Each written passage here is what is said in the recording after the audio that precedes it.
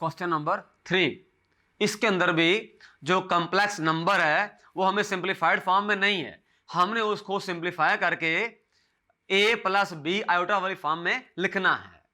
Part number 2 solve करते हैं। 2 minus square root of -4 और यहां पर दिया हुआ है 2, यहां पर 3 माइनस स्क्वायर रूट ऑफ -4 दिया हुआ है। हमने इसको सिंप्लीफाई करने के बाद a प्लस आयोटा बी वाली फॉर्म में लिखना है।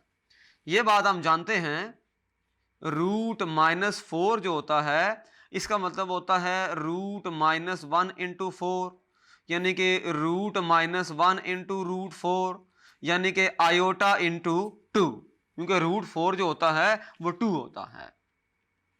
तो इसको लिख लेते हैं 2 माइनस, इसको लिखेंगे 2 आयोटा और इसे लिखेंगे 3 माइनस 2 आयोटा। ये बहुत सिंपल हो गया।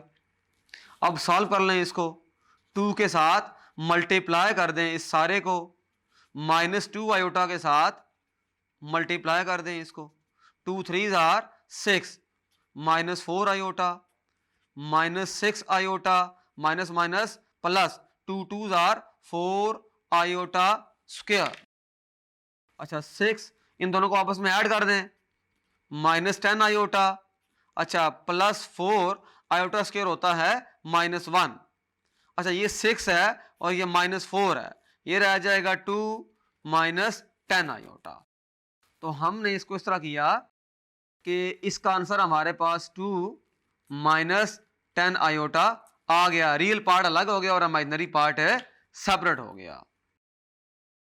इसके अंदर से यहां पर एक नोट आपने माइंड में रखना है कि यहां था 6 -10 आयोटा और ये था -4, तो रियल पार्ट को रियल के साथ ऑपरेट करेंगे, 6 -4 होगा और -10 आयोटा हुआ था और यहां से 2 -10 आयोटा आया था। इसका आखिरी पार्ट है हमारे पास, क्वेश्चन नंबर 3 का आखिरी पार्ट जो है वो पार्ट नंबर 4 है। उसके अंदर 2 -3 आयोटा इंटू 3 -2 आयोटा, और यहां देखें ऊपर बार है, बार का मतलब होता है कॉन्जुगेट। हमने पहले इसका कॉन्जुगेट लेना है फिर मल्टीप्लाई करना है। तो 2 -3 आयोटा, अच्छा आयोटा को रिप्लेस कर दें माइनस आयोटा के साथ, तो ये 3 + 2 आयोटा हो जाएगा। कॉन्जुगेट लेके हमने उसको सॉल्व करना है, तो अब मल्टीप्लाई कर दें 2 3 + 2 आयोटा -3 आयोटा 3 + 2 आयोटा, तो यह आ जाएगा 2 3 आर 6 + 4 आयोटा -9 आयोटा -3 2 आर 6 आयोटा स्क्वायर आ जाएगा। तो यह आ जाएगा 6, अच्छा 4 आयोटा 9 आयोटा है -5 आयोटा। अच्छा यहां -6 है और यहां आयोटा स्क्वायर है, तो यह -1 आ जाएगा। 6 -5 आयोटा +6 आ जाएगा, तो ये हो जाएगा 12 - 5 आयोटा। ये इसका आंसर है।